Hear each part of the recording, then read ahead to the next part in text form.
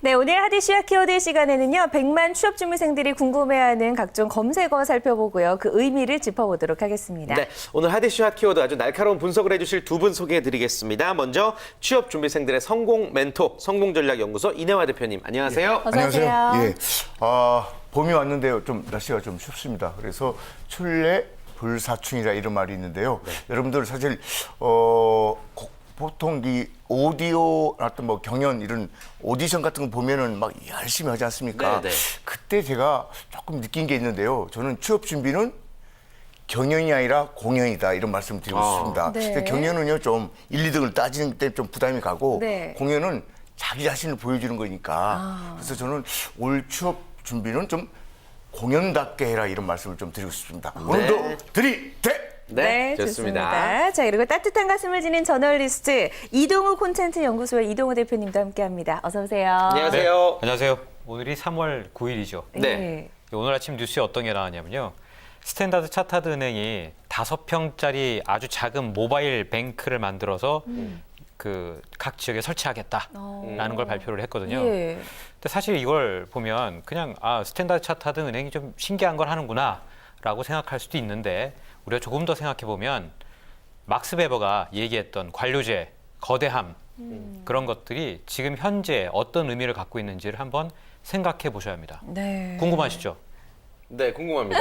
방송 끝날 때 말씀드리겠습니다. 또 이렇게 또 예, 채널을 붙들어 매게 해주시고 네, 알겠습니다. 좋습니다. 자, 두 분과 함께 다양한 이야기 나눠보겠고요. 이번 주 핫 키워드 주제 공개하겠습니다. 네, 오늘 하디슈아 키워드 주제입니다. 직무 중심 채용 그리고 이공계 강세 이렇게 두 가지가 준비되어 있네요. 네, 첫 번째 주제 직무 중심 채용입니다. 저희도 굉장히 많이 다뤘던 주제인데 네. 이제 상반기 공제 시즌에 발맞춰서 다시 한번 좀 오늘 자세히 이야기를 나눠보겠습니다. 스펙보다는 이제 직무 적합성을 높이 평가하는 방향으로 바뀌고 있습니다. 기업들의 채용 방식이 어떤 준비를 해야 된다고 사실은 보십니까? 이제 제대로 좀 돌아오지 않나요? 네. 대략 한 15년 정도 걸린 것 같아요. 그래서 옛날에는 이렇게 했었습니다. 근데 이제 A라는 회사가 이렇게 하면 또 B라는 회사가 따라가고 그래서 사실은 이럴 때는 취준생들이 이런 생각을 좀 하셔야 됩니다.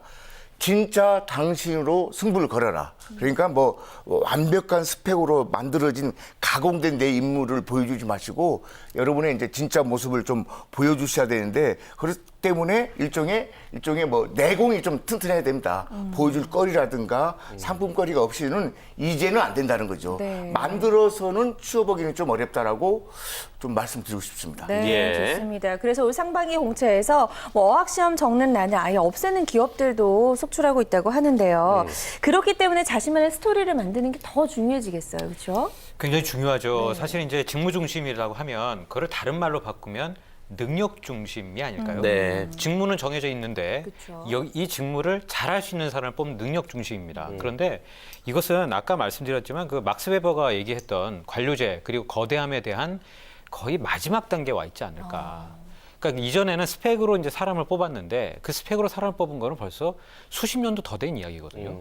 그런데 이제는 그런 것들이 사라지고 이제 능력 중심으로 뽑는 시대가 온 것인데 이게 거의 그 자본주의 발달의 마지막 단계까지 와 있다라는 저는 생각을 좀 하게 됩니다. 네.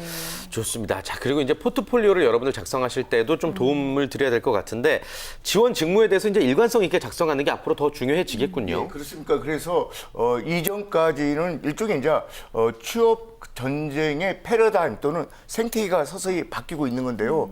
예전에는 이제 범용형 요거 여기도 써먹고 저기도 써먹는데 지금은 그렇게 안 되고 뭐 LG면 LG, 삼성은 삼성밖에 맞춤형으로 들어가지면 안 된다. 그래서 그 맞춤형으로 들어갈 때는 결국은 한 몇 군데만 정해놓고 집중적으로 포탄을 쏴야 된다는 거죠. 그러기 위해서는 자기 나름대로 스토리텔링을 구축해야 되는데 간단히 말씀드리면 나는 너의 회사를 너무 잘 알고 있고 네. 나는 나는 이것 때문에 너무 준비했고 나는 당신 회사를 꼭 들어가고 싶어 이런 자세로 접근하다 보면 네. 답도 나오고 거리도 나오지 않겠나. 그래서 언젠가 이동호 대표께서 말씀하신 중에 책 중에 제로 투 원이라는 책이 있습니다. 네. 요즘 그 이종우 대표께서 거기도 가셨다고 제가 알고 있는데 그 배로 결국 경쟁하지 말고 독점하라 이런 뜻이겠죠. 그래서 나만의 뭐가 없으면은 사실 이렇게 어려워지면 결국은 뭐냐 이게 결국은 양극화가 뼈저리게 나타난다는 거죠. 이렇게 되면 실력 있는 사람은 좋아지고 실력 없는 사람은 좀 나빠지는 네. 이런 일이 벌어진다. 예. 그렇군요. 네.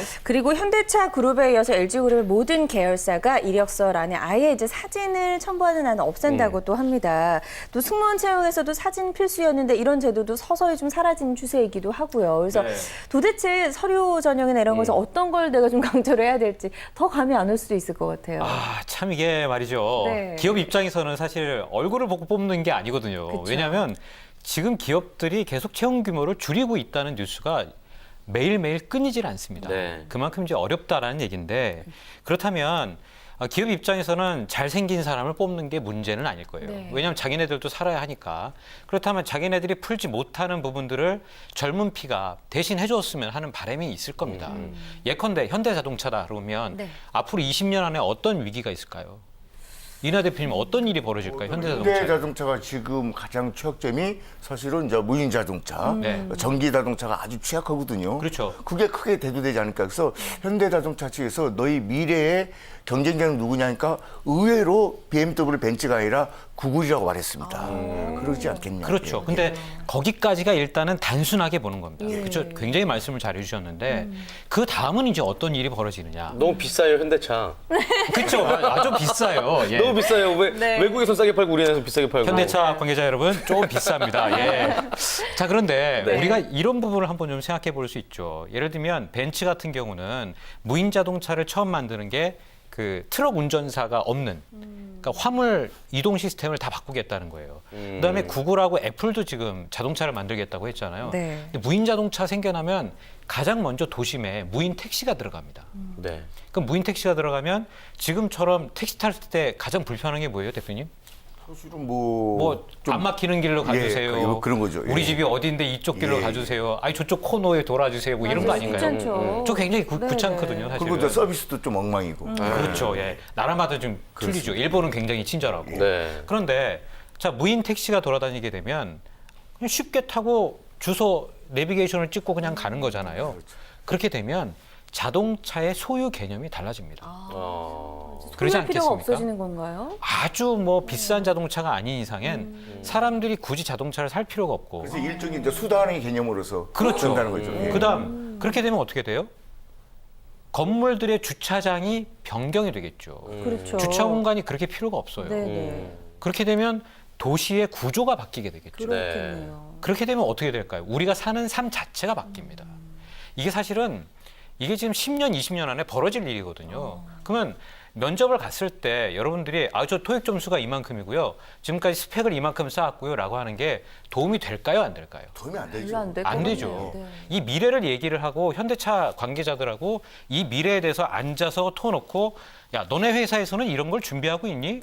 나는 사실 이런 걸 준비하고 있었고 공부했는데 당신 회사에서는 나 같은 인재가 필요하지 않겠냐라고 물어보는 게 이 정말 구직자로서 당당하게 얘기할 수 있는 그런 거 아닐까 싶습니다. 저는. 맞습니다. 네. 지금 직무 중심 채용에 걸맞는 이야기 말씀해 주셨습니다. 여러분들 꼭 참고를 하시고 면접도 자소서 쓰실 때 참고하시길 바라겠습니다. 네. 두 번째 키워드로 바로 넘어가 볼까요? 네, 두 번째 키워드는 이공계 강세입니다. 뭐 더 이상 강조하지 않아도 이공계 출신들이 아주 네. 환영을 받고 있다. 이런 이야기도 우리가 참 많이 전해드렸던 것 같아요. 맞습니다. 네. 뭐 인구론이라는 이제 대비되는 이야기도 있었고 네. 이공계 강세는 이어질 거라고 보시는지요? 어쩔 수 없이 이건 이어지고요. 네. 사실 저도 이제 기업에서 강의를 할 때 인문학 전공하신 분 손 들어보라고 합니다. 그러면은 손을 들으니 반절 정도 차지해요. 네. 특히 이제 관리자들은 방금도 말씀하신 대로 이제 조직의 하이크러시라 이거 다 바뀌게 되면은 사실은 조직에서도 이렇게 양극화가 돼서 중간 개념이 없어진다는 거죠. 에버리지 오버라는 말이 있는 것처럼. 그래서 사실은 이것은 계속한다. 네. 근데 이걸 말씀하면 되게 기분 나빠하시는 분들이 계세요. 근데 이것은 큰 대사라서요. 말하자면 메가 트렌드입니다. 이건 막을 수가 없어요. 그래서 이건 그냥 간다라고 보는 거죠. 예. 그렇군요. 그 뭐 삼성의 계열사 6곳 그리고 LG 디스플레이 화학 등에서도 인문계 전공자를 아예 뽑지 않았다 이런 이야기도 나오고 있는데 인문계 전공자들 입지가 점점 더 좁아지는 것 같아서 좀 걱정이 되네요. 저는 이내화 소장님 이 얘기하고 좀 반대입니다. 네. 영원히 가지 않는다. 이 추세가 그리고 그 경쟁 구도 자체가 네. 아주 더 치열해진다. 왜냐하면 이공계에 그 사람들이 굉장히 많이 투입되고 있거든요, 사실은. 그리고 기술의 표준 자체가 낮아지고 있어요. 기술을 다루는 거 자체가 굉장히 범용적으로 바뀌고 있다는 얘기입니다. 옛날에는 한 10년 전만 해도 뭐 자바 개발자, 뭐 단넷 개발자, 뭐 자바를 써야 되니 단넷을 써야 되니 뭐 이런 얘기가 많았는데 요즘에는 그냥 다 오픈 소스를 개발하거든요. 네. 그만큼 그 기술의 평준화가 낮아졌다는 얘기인데 물론 저는 모의 법칙이 2020년까지 간다고 하니까 IT 기술은 계속적으로 발전할 것이라고 봅니다. 그런데 문제는 뭐냐면 이제는 그런 것들도 극한의 경쟁으로 가기 때문에 아주 소수의 사람들만 개발자로서의 자리를 지킬 수 있다. 나머지는 개발자들이 무엇을 어떻게 개발해야 될지를 방향을 알려주는 사람들은 결국에 인문 계열의 창의력을 갖고 있는 사람들이라고 저는 생각을 하거든요. 네. 숫자를 다루는 사람과 인문적인 상상력을 갖고 있는 사람들은 굉장히 다릅니다. 그래서 저는 이 이공계통의 인기는 계속 가겠지만 그 인기의 어떤 경쟁 압력이 계속 거세지기 때문에 네. 분명히 그 반대 효과는 인문계에서 볼 것이다. 저는 그렇게 생각을 합니다. 네. 앞으로 다시 각광을 받을 수 있다. 예, 왜냐하면 네. 이 경쟁이 치열해진다고 하는 것은 전 세계의 표준에 걸쳐서 아주 소수한 소수의 개발자들만 아주 특별한 기술을 만들었을 때 그게 전 세계에 범용적으로 깔리게 되거든요. 그러니까 경쟁은 치열해지지만 그만큼 많은 사람들이 취업되지 않을 수 있다. 저는 그렇게 추측을 해볼 수 있을 네. 것 같아요. 아무튼 뭐 이 현상이 영원할 것은 아니다라는 네네. 이제 말씀을 해주셨는데 일단 현실만 봤을 때 지금 금융권도 지금 이공계 출신을 우대하고 있습니다. 우리 취업 준비생들은 뭐 전과를 해야 되는 겁니까? 어떻게 되는 사실 겁니까? 이제 이게 뭐냐면요. 핀테크 때문에 그렇습니다. 핀테크. 이것은 이제 기술 금융이라고 하는데요. 사실 뭐 구글페이다, 뭐 삼성페이다 하는데 이게 인문학적 소양으로는 될 것은 아니에요. 그래서 이제 지금 현상으로 보자면 이제 국민이나 은행권에서 뭐를 원하느냐, 너 프로그래밍 할 줄 아느냐. 너 미적분 풀 줄 아느냐 이런 건데요. 지금 인문쟁이들은 그걸 전혀 할 줄 모르거든요. 그러니까 이 상태에서는 어렵다. 그래서 이제 우리나라 국민권이 조금 약간 후발적인데 어쩔 수 없이 이공계 쪽으로 선호할 수밖에 없는 어쩔 수 없는 상황이 벌어져서 지금 늦게나마 이렇게 가고 있는 건데 당분간 간다라고 보는 거죠. 지금. 예. 그 핀테크 말씀해 주셨는데 작년에 금융에서 이제 퇴직하신 분들이 5만 명 정도 되거든요. 근데 올해 이제 핀테크가 가세화되면서 아마 2배 정도는 퇴직을 하지 않겠냐가 사실은 금융 쪽의 그 예측입니다. 그러니까 네. 지금 취업 준비생들뿐만이 아니라 기업 자체도 지금 완전히 이 대격변의 시기를 겪고 있는 그런 시대인 것 그래서 같습니다. 이제 이런 걸 예. 좀 보자면 우리나라는 뭐 인재 육성이나 이런 소위 이제 미래 지향적인 플랜이 좀 부족해요. 순간순간 남이 뭐니까 따라서기 때문에 결국 이제 일본 말고 이제 미국에서 뭐 하면 그냥 뒤따라가는 그런 어떻게 보면 참 좀 안타까운 얘기지만 그렇다는 거죠. 예. 네. 그러네요. 어쨌든 지금의 이 격변기를 잘 넘겨야 될 것 같은데 그쵸. 그렇기 때문에 인문계 이제 취업 준비생들이 한 곳으로 몰릴 수밖에 없습니다. 인문계를 선호하는 롯데백화점이나 이랜드 이런 기업들에 좀 몰리는 추세가 보일 것 같은데 자신만의 독특한 취업 전략이 좀 있어야 될 것 같아요. 그렇죠. 결국에는 책을 봐야 된다고 저는 말씀드리고 싶은데 책 안 보잖아요. 네. 그러니까 지난 주말에 어떤 뉴스가 나왔냐면 대학에서 사람들이 책을 안 본다. 이 도서관에서 대출되는 권수가 뭐 턱없이 부족하다. 연간 한 7권 정도였다고 제가 기억하는데 한 권도 대출하지 않은 학생들이 굉장히 많답니다. 근데 7권이라고 하면 한 학기당 한 3-4권이었다는 얘기인데 네. 보통 그 학교 다닐 때 기억나시잖아요. 왜 어느 과목에 딱 들어왔는데 야, 이 책은 꼭 봐라. 이렇게 교수님들이 찍어주는 책 있잖아요. 네네. 사기 싫어서 대출하거든요. 그런 것들을 제외하고 나면 본인들이 정말 책을 보고 싶어서 책을 본 게 몇 권일까 싶어요. 그래서 저는 개인들의 스토리를 만들기 위해서는 결국에는 책을 보는 방법밖에 없다라고 좀 말씀드리고 싶네요. 네. 네, 좋습니다. 자, 끝으로 이제 인문계 전공자들 그리고 이공계 전공자들 어떤 비전을 세워야 될지 우리 이내화 교수님께서 대표님께서 정리해 주실까요?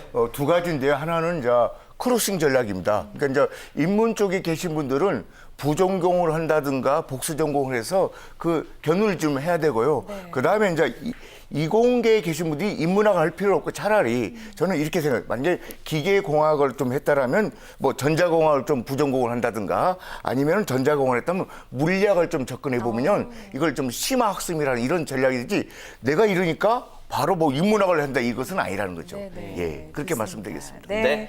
자, 하디슈 하키워드 2가지 주제로 다양한 이야기 나눠봤습니다. 두 분 잠시 후 2부에 다시 뵙겠습니다. 고맙습니다. 고맙습니다. 네, 고맙습니다. 고맙습니다.